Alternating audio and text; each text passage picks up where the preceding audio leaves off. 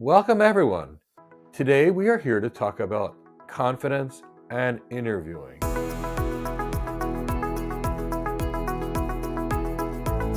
For those of you that know me or don't know me, my name is Michael Gibbs. I'm the founder and CEO of GoCloud Careers, and I've been a tech career coach for over 20 years and an architect for well over 25 years.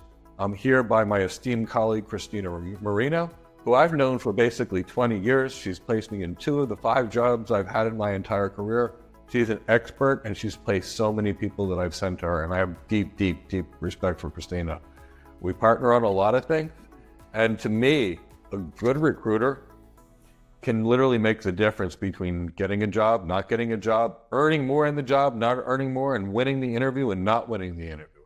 So we want to talk about confidence and interview. To me, these are absolutely critical, and they're critical for the following reasons. If I'm interviewing you and you look nervous, I'm going to worry about your skill set, and I'm not going to be inclined to move forward with you. So there's a way to be more confident, and I know Kristina and I share a lot of information here. So Kristina, would you like to introduce yourself for a minute? Sure. Hi, guys. I'm Kristina Marino. I'm the founder of IT Accel. We are a technology staffing and recruitment services company. We've placed permanent technical people and contractors across the United States. We're a national staffing company for many, many years. So Kristina, what's been your experience on people's confidence or lack thereof on interviews? What do you see? Because I know you interview people all day, and then you send them out for interviews all day as well. Exactly. So I, personally speaking, the word interview is scary. It's frightening. And a lot of people that I deal with are also very, very nervous about the interview process. One of the reasons why I started my own company was because I don't like interviewing so much. So I figured if I have my own company, I don't have to interview. I've gone through 2 interviews in my life. One was to get the job of technical recruiter right after college. And in all honesty, that was a disaster of an interview. And, but I learned a lot from that interview. I actually got the job, but the person that was interviewing me was looking at my background. I obviously brought nothing to the table. I was new entering the workforce. I was just out of college, and he was looking at my background, and he was like, you're a sheltered Long Island girl. You're pretty, and how do you deal with rejection? This is a sales position. This is a recruiting position. So I stepped back for a minute, and I was like, yeah, all right, let me deliver this unemotionally, and let me sit here and stick up for myself. And I apologized in advance, and I said, I delivered and stuck up for myself in a professional manner. And he stood up, walked out of the room, and I was like, that's it. I'm not getting this job. And he brought the owner of the company in, and they were, they sat down and they were like, who are you? And I was like, I'm Kristina Marino. And right there, like I validated, I was valid. Like, who am I? I'm like, I'm Kristina Marino. I bring a lot to the table. I bring empathy. I bring compassion. I bring light. I bring in, enthusiasm. I bring me to the table. And that's when I realized soft skills are a very, very big deal. That can really make or break an interview. Is understanding, having that confidence is so very important. So yeah, so interviews are very, they can really bring a lot of anxiety. So because you're being evaluated, you're being judged, there's uncertainty, the stakes are high, there's social pressure, there's self-presentation concerns, and also past experiences. You can have negative thoughts. So getting past all that is super important. And it's not only your technical skills that matter, it's more soft skills that matter. Let me highlight on that, Kristina, because, in my experience, and I've interviewed about 6,000 people, it's not about the tech skills. Oh, that's a lot of people. Yeah, it is. But it's been 20 some years. So here's the thing, everybody wants to tell me about the tech. Right. And here I'm a manager and I want to think, can this person fit on my team? Right. Can they build relationships with others? Are they emotionally intelligent? Right. And can they fit the role and fit the corporate culture? From my research, employers care about the following. I'd love you to react to it, and then we'll go back into this. Yep. Employers care about the ability to do the job and do it well. They care about how the person communicates. They care about the attitude. They want someone energetic, enthusiastic, and passionate. They want people that know what they know and know what they don't know so they don't make sloppy mistakes. Right. They're looking for people that are team players and willing to go above and beyond. I mean, that's what I've seen in the employers I've spoken to in the C-suite. Is that what you're hearing from employers as well? It's funny. I have a great story. It's funny you say that. So I have a great relationship with a CIO from a bank. And I've been working with him for probably about 15, 20 years. No matter what role he has, when we talk about the job description or what he's looking for, it always starts off like this. So you should have seen my face the first time I took down this job description. I think the first role was for a project manager for transaction services, an IT project manager. So I said, well, what's the job description? What are you looking for? And he said, do you have a pen? Do you have a pen and paper? And I was like, yes, I do. And I hear him ruffling some papers around. So I was like, okay, I'm ready. And he's like, okay, you ready to write? And I'm like, yes, I'm ready. He's like, okay. He's like, all right, listen carefully. Take this down. And I said, okay. And he said, I need someone who's smart and freaking fungible. He used a different word. Smart and fungible. So I said, okay, smart and fungible. Okay, smart and fungible. I said, okay. And then I didn't hear anything else. I'm like, what's next? He's like, that's it. Get me someone who's effing fungible and smart. Just like that. And I was like, and I said, okay. And he's like, that's what I need. That's what I want. That's it. Find me somebody who's smart and fungible. And like that, it kind of threw me. It threw me for a loop. I was like, wow. And this is every job that he gives to me, whether it's a digital transformation expert, whether it's a business analyst, data analyst, it's the same two words. He's like, because I can work with that. I can work with that. And he always said, I can work with lazy. I can't work with stupid.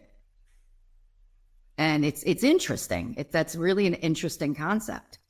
And it's the soft skills that matter.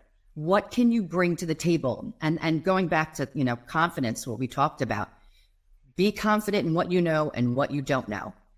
You're at a certain level, whether it's junior, like where I was when I went on that interview, and that dude proceeded to go off on me, and I stood up and was confident and like, I'm Kristina Marino. You need to know me. I bring a lot to the table. Those were soft skills. The majority of hiring managers want to hire somebody. Let's face it, you're working 8 to 10 hours a day with these people. That's more time you spend with your family. Yeah. Right? So technical skills can be taught, can be trained. I'm not saying all soft skills are innate, but I would say it matters more, or maybe 80% of the time. Yeah. That you bring these certain soft skills, like you said, emotional intelligence, and everything that comes along with that. So I feel that the majority of hiring managers that I've dealt with, of course you need to have the technical skills, but it's a mindset. Having that positive mindset is really, really, it's so important. So I love that. And, I know you know, the reason we spend so much time, at least in our training, teaching soft skills and communication skills and leadership skills and executive skills and C-suite skills and emotional intelligence is that can take someone who on paper doesn't look as good. And in reality, it can make them stand way above people that have more experience. You know, you mentioned the confidence issue. I'm going to tell you about my first interview. And I'm going to tell you what I did. And then after that, I'd love you to talk more about confidence and thinking about it differently. Right. So I was really nervous about my first interview. And it was for a paramedic position. And I was all excited, but at the time there was a surplus of paramedics and there were basically nobody could get a job. And I was in my martial arts class. And after the class, I asked the sensei, my instructor, and I said, can I ask you a question? I'm really nervous about this interview. And he says, Mike, the interview was a chance for you to prove how good you are and why the employer needs you. Right. He said, here, and had me break some boards. He said, see how easily you can do this? Now imagine you're just talking to someone and you're showing them how good you are or what you can do for them in just an open and honest conversation. And I was like, okay. So when I went to that interview, I wasn't scared.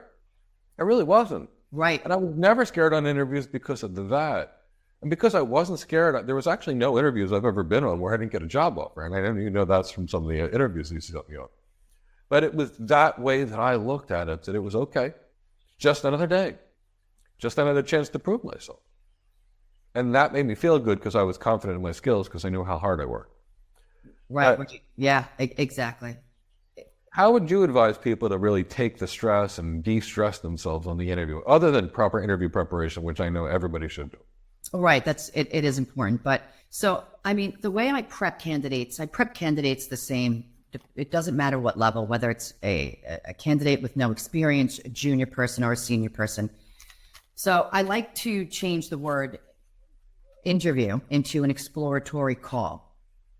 And once I do that, where I say it's not an interview, it's an exploratory conversation. It's a chance for both of you to discuss your backgrounds and see if there's synergy. And I think junior people need to understand that as well, because once you move up the ranks in tech, as you know, Mike, once you're at a high level position, it's more of like, all right, well, put me on the phone with the hiring manager and let's see if there's synergy.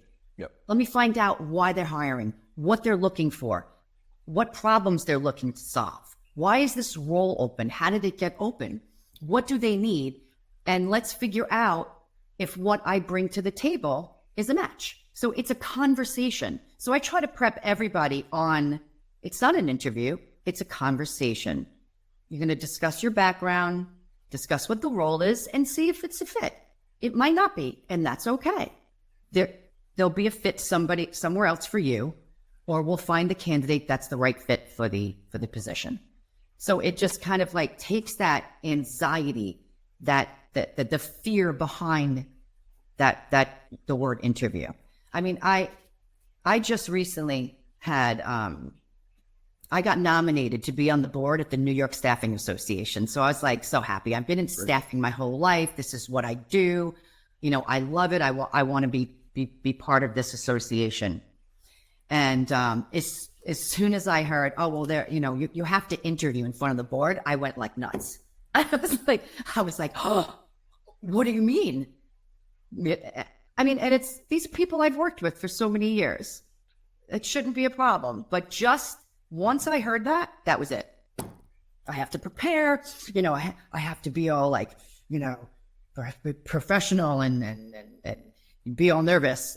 And it's like, wait, no, let's talk about what I love, which is staffing, and have a conversation. And I was like, wait a second, let me practice what I preach.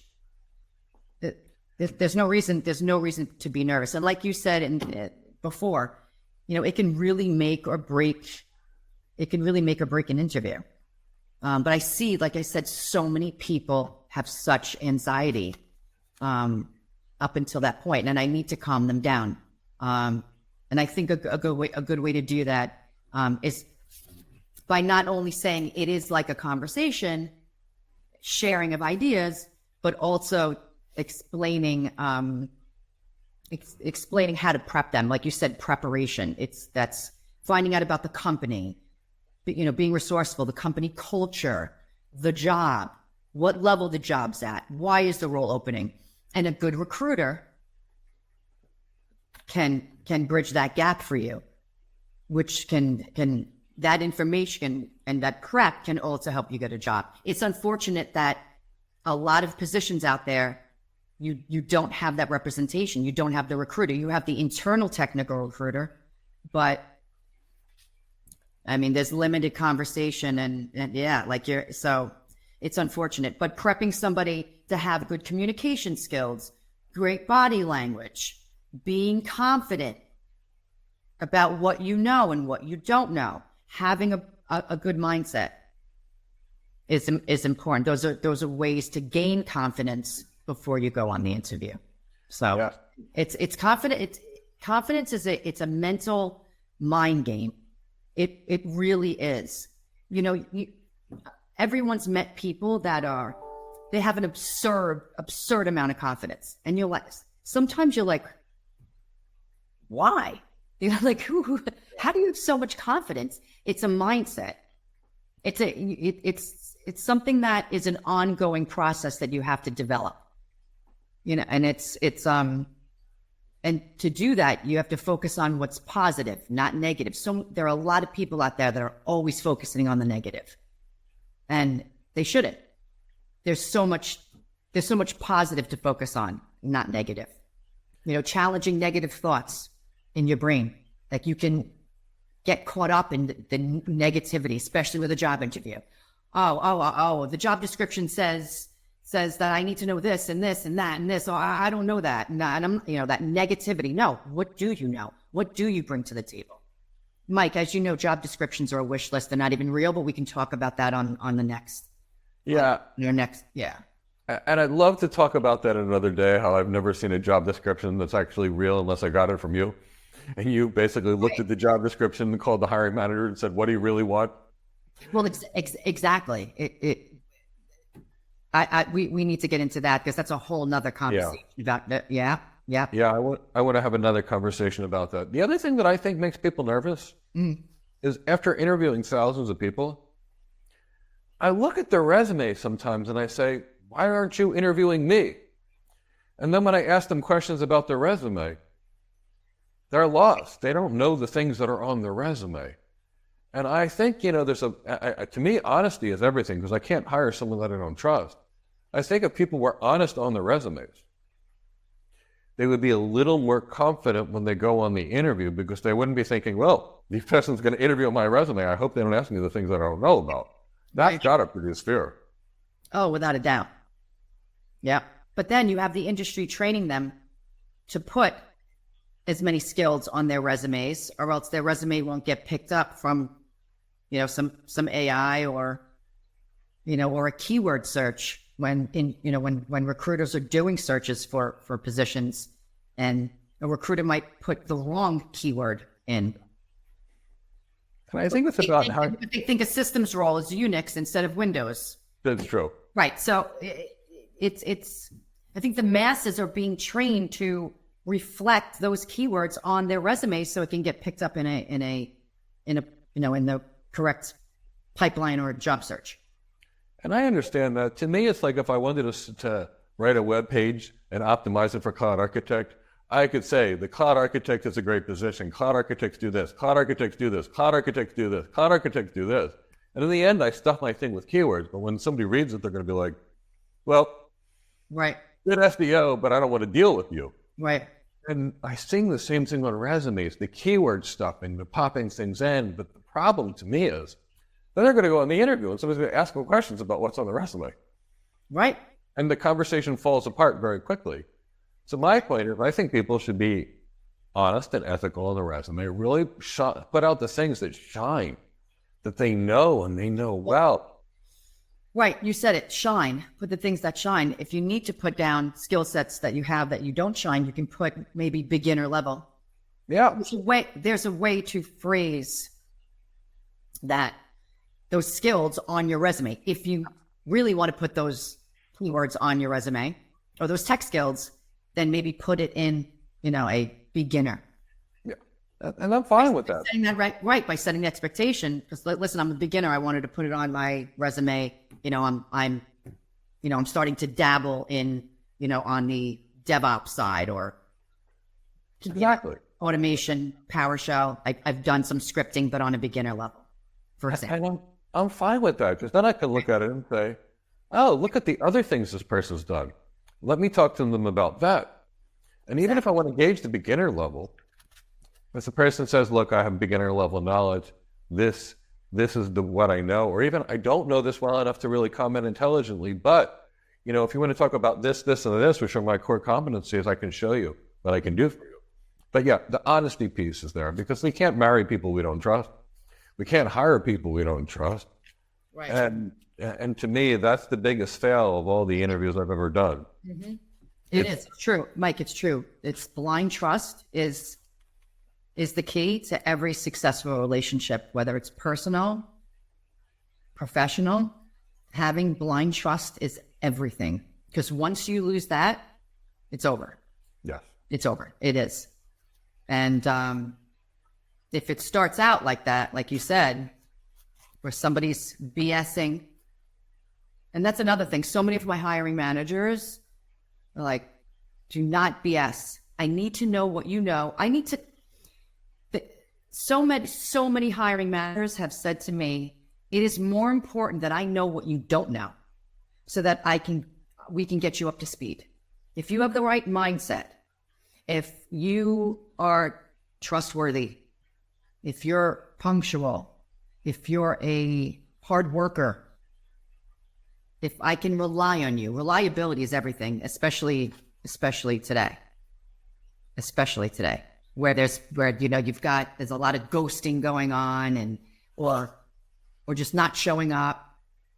Those skills, reliability, being on time, having passion and resourcefulness, those are all soft skills that if you can articulate on an interview, and this is especially for young people that don't have a lot of experience, you need to articulate those skills, because that's what's gonna get you hired.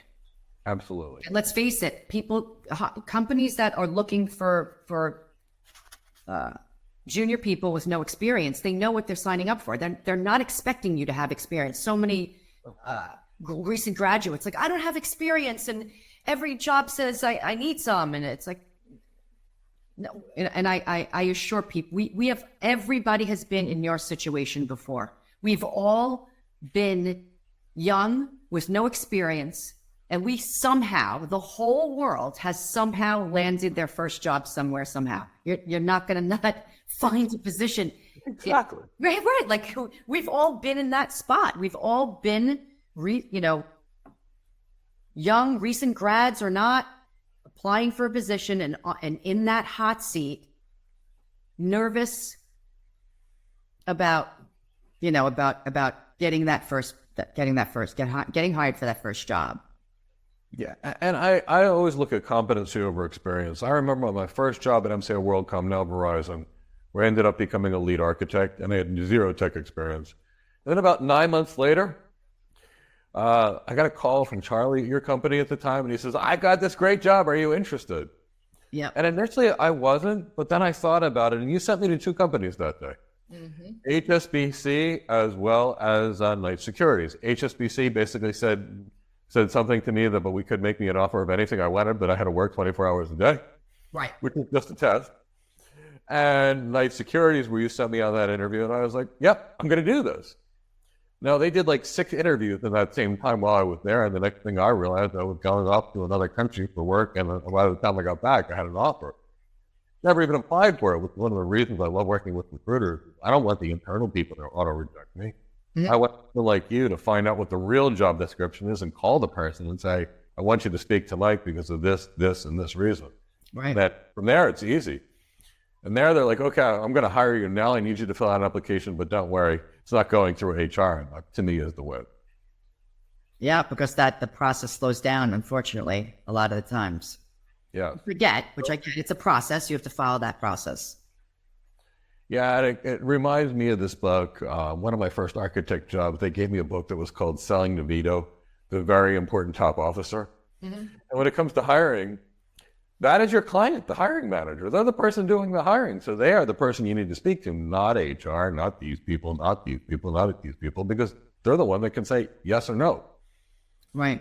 So I think that's really great. Kristina, I want to thank you for sharing your thoughts and expertise with our community today, specifically about confidence and about soft skills and about what hiring managers want. And that smart and fungible is real that you described is honestly what I'm looking for too when I hire people. I want someone that's very smart, someone with great soft skills, someone with a great attitude, energy, enthusiasm, and that's willing to do what it takes to get the job done, that works on a team. I can teach skills. I really can. You can. But finding that person that's got a fire in their belly, Right. that wants to work, that's reliable, that calls back when you call them, that can respond to things. And that's what I really like. And also to respond to stress. You know, I remember Cisco did it to me in an interview. They made me give a presentation, and they started a fight during the presentation to see if I could solve it. Right. And I saw it and went, this is simple. And I diffused the situation. They're like, all right, no more presentation. You're good. We just wanted to see how you'd respond under stress. Right.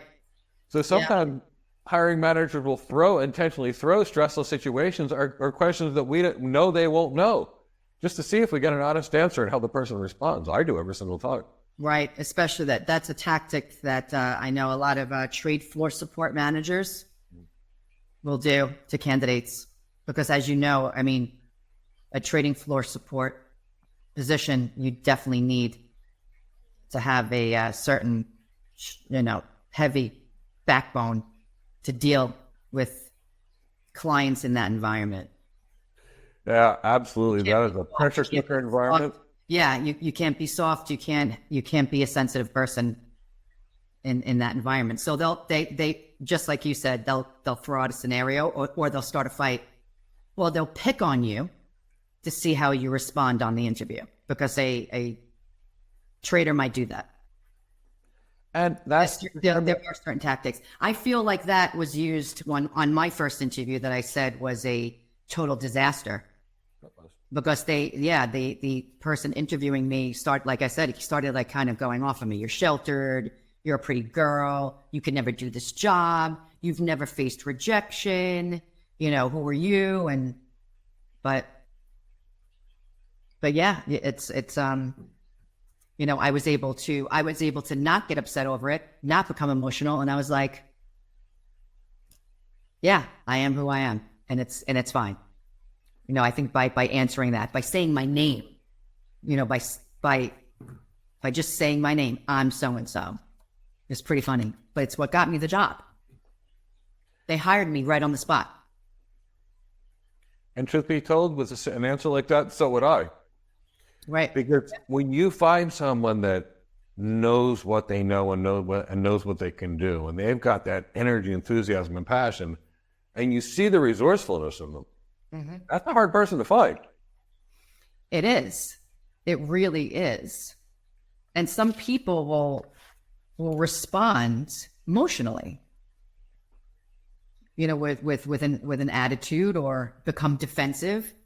And as you know, in tech, especially when you're supporting executives, you can't respond like that. You need to be even keeled. Absolutely. Right. So so these are it's interesting. These definitely are certain tactics that people use. And, but practicing, like, again, going back to having that positive mindset is, it's key. And it's so like cliche, like, oh, mindfulness and mindset, but it works. I'm a firm believer that your thoughts that you hold in your mind and the emotions you feel become your reality. Kristina, so I was trained in cognitive behavior therapy when I actually went to school, and I did my clinical rotations at University of Pennsylvania Medical Center, where they pretty much invented cognitive behavior therapy. Cognitive behavior therapy, for those of you that are not familiar, involves taking a thought and redirecting a thought into an irrational negative thought into a positive thought. Now, SEALs are taught this, Navy SEALs. Olympians are taught this. And in medicine, we prescribe it to our patients with anxiety and depression because it works on the theory that your thoughts, positive or negative, will control how you feel. Exactly. Right. Exactly. They become your reality. They become your reality, even if it's not your reality. Mm-hmm. And, that's why I teach cognitive behavior therapy along with meditation and yoga and other anxiety controls to our clients, because I need them positive. If some person can do it by breathing, great. If somebody else does it by yoga, great. If somebody else does it by controlling their thoughts, great. I don't care, but we all resonate with a certain type of tool. I do very well with yoga, meditation, and cognitive behavior therapy because I learned it well. And I'm like, yeah, that's true. We all make these silly thoughts. And when we redirect these thoughts, everything's good. So I love how you touched on that. It's interesting, you start to see the same things from people when they're at a certain level. They're all looking and talking about the same thing.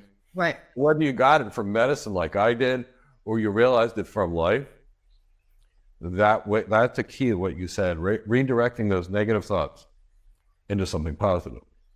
Because we all do it. I remember one time, and I think we'll end on this, that I had given a speech in front of about 1,000 people. Mm-hmm. And I got like a 5 out of 5 from like 995 of them. And I had a couple that had a 4 out of 5 and one that was a 3 out of 5.